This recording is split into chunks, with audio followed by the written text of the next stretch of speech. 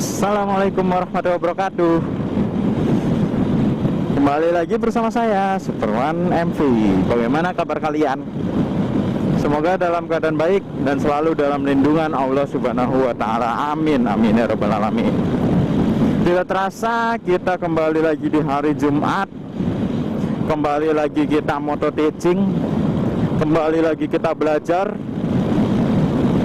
Namun sebelum kita mulai belajar, saya ingin mengingatkan dulu kepada kalian yang belum subscribe, silakan untuk subscribe dulu channel saya. Subscribe itu gratis ya guys. Like video, share video, komen itu gratis, tidak ada ruginya untuk kalian. Untuk siapapun gak ada ruginya.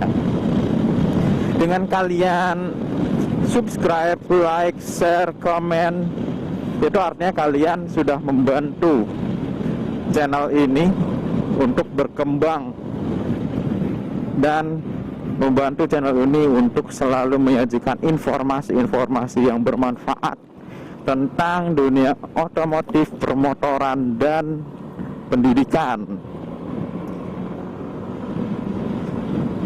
Ya, sebelum mulai ke moto teaching, alangkah lebih baiknya kita mempersiapkan dulu. Yang harus kalian persiapkan buku catatan, poin untuk mencatat hal-hal yang penting. Ya, pada pembelajaran sebelumnya di kelas 7 kita sudah belajar tentang kegiatan ekonomi, di mana kegiatan ekonomi itu ada 3 kegiatan. Ada produksi, ada distribusi, dan konsumsi. Dan untuk pembelajaran kita kali ini, kita semua akan belajar tentang produksi, dimana sebenarnya kita semua itu sudah terbiasa melakukan kegiatan produksi. Saat kalian lapar, kalian bisa memasak telur menjadi telur dadar atau telur mata sapi, itu pun kegiatan produksi.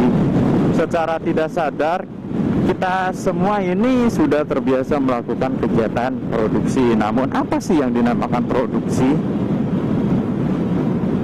Kegiatan produksi itu nanti akan kita pelajari dalam video pembelajaran yang berikut ini. Silahkan kalian tonton videonya. Selamat menyaksikan.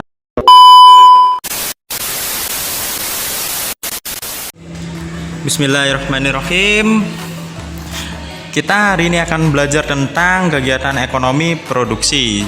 Sebelum kita masuk ke pembelajaran, ya, alangkah baiknya kita melihat dulu tujuan pembelajaran yang akan kita capai. Jadi setelah kita melakukan kegiatan pembelajaran pada pembelajaran kali ini, siswa diharapkan dapat yang pertama menafsirkan konsep kegiatan ekonomi, yang kedua menafsirkan definisi produksi, yang ketiga menjelaskan 3 hal yang menentukan produksi, dan yang terakhir menyimpulkan faktor produksi. Nah, di sini ada 3 gambar. 3 gambar ini merupakan kegiatan ekonomi, di mana gambar yang pertama itu ada ibu yang sedang memasak, yang kedua ada bapak-bapak yang sedang berjualan sayuran, dan yang ketiga ada seseorang yang sedang memakan nasi bungkus. Nah, di mana ibu yang sedang memasak ini merupakan proses produksi, dan bapak-bapak yang sedang berjualan sayuran ini proses distribusi, dan yang terakhir seseorang yang sedang memakan nasi bungkus ini merupakan kegiatan konsumsi. Jadi kegiatan ekonomi di sini ada 3, yaitu produksi, distribusi, dan konsumsi. Yang akan kita pelajari pada hari ini adalah kegiatan ekonomi produksi. Apa itu produksi? Seperti kita lihat pada gambar di sini, ada Pak Tani yang sedang memanen padi, di mana padi akan digiling menjadi beras, beras dimasak menjadi nasi, dan nasinya pun itu bisa kita olah lagi menjadi nasi goreng. Nah, ini merupakan proses produksi. Kegiatan Pak Tani yang sedang memanen padi yang nanti akan digiling menjadi beras itu pun juga proses produksi. Kegiatan ibu kalian yang sedang memasak beras menjadi nasi itu pun merupakan proses produksi. Jadi dari ketiga contoh itu dapat disimpulkan bahwa produksi itu merupakan kegiatan menghasilkan atau menambah nilai guna barang atau jasa. Di sini ada kata kuncinya. Kata kuncinya itu menghasilkan atau menambah nilai guna barang atau jasa. Nah, setiap barang memiliki nilai guna masing-masing dan produksi dapat menambahkan nilai guna suatu barang atau jasa apabila barang atau jasa tersebut diolah lagi. Di sini saya garis bawahi untuk kata diolah. Karena yang namanya produksi harus melalui proses pengolahan untuk menambahkan nilai guna suatu barang atau jasa tersebut. Kita berbicara nilai guna pun juga ada bermacam-macam. Kita ganti ini.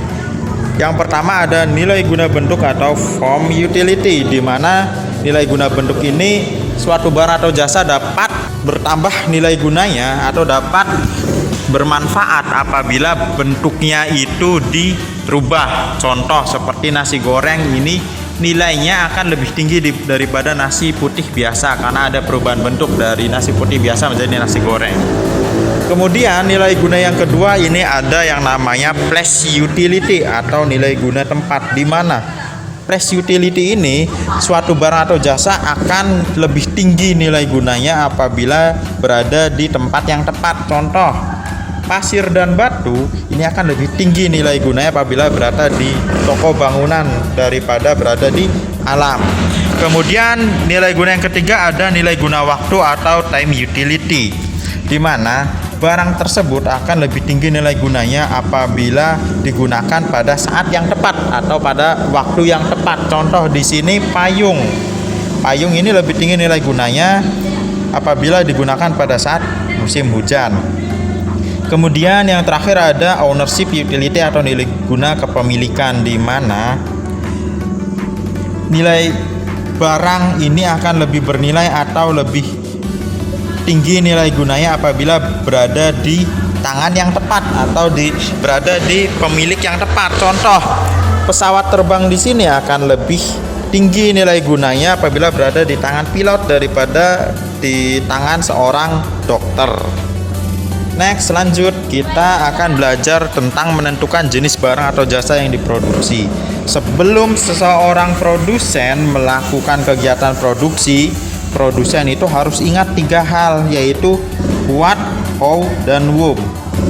Barang apa sih yang akan kita produksi, bagaimana memilih dan mengolah faktor produksinya, dan kepada siapa barang hasil produksi tersebut didistribusikan untuk dijual. Setelah seorang produsen telah matang untuk memikirkan 3 hal ini, maka proses produksi dapat dilakukan. Nah, jika kita lihat di sini ada gambar pabrik beras. Apa saja sih yang kita perlukan dalam memproduksi beras? Mari kita bedah satu persatu. Yang pertama, bagi kita jika ingin membuka pabrik beras, yaitu kita harus memiliki tanah dan bangunannya terlebih dahulu. Kita harus memiliki tanah dan bangunannya terlebih dahulu. Dan selain itu kita juga memerlukan padi untuk diolah menjadi beras.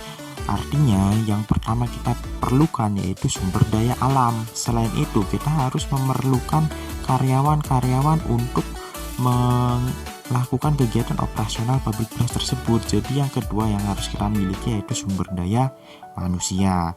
Yang ketiga, kita harus memerlukan mesin-mesin penggilingan untuk menggiling padi menjadi beras. Jadi kita harus memiliki modal atau sumber daya modal untuk membeli mesin-mesin tersebut.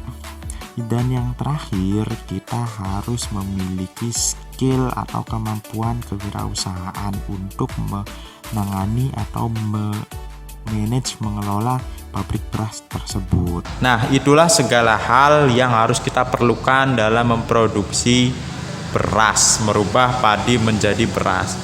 Sehingga segala sesuatu yang diperlukan dalam melakukan proses produksi itu merupakan faktor produksi. Jadi yang saya sebutkan tadi merupakan faktor produksi. Demikianlah pembelajaran pada pertemuan kali ini, pembelajaran dalam materi kegiatan ekonomi produksi. Jika ada pertanyaan silahkan kalian tulis dalam komentar. Terima kasih. Assalamualaikum warahmatullahi wabarakatuh. Oke. Jadi saya garis bawahi yang namanya produksi itu kata kuncinya itu adalah menambah nilai guna, dan ternyata memang benar kan, kita setiap hari pun juga dalam aktivitas kita sehari-hari kita melakukan proses produksi. Yang namanya proses produksi itu kita lakukan pada aktivitas keseharian kita.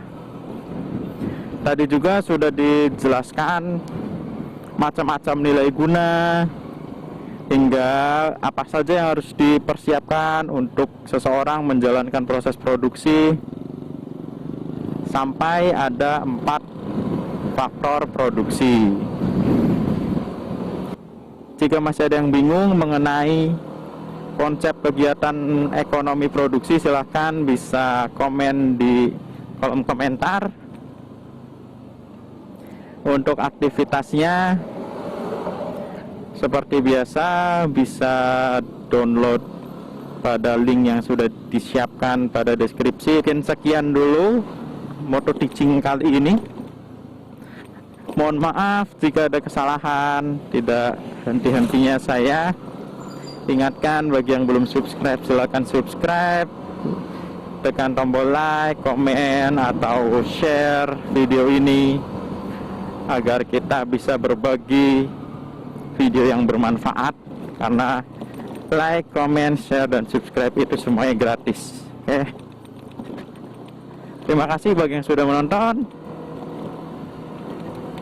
Assalamualaikum warahmatullahi wabarakatuh. Stay safety riding and enjoy the ride.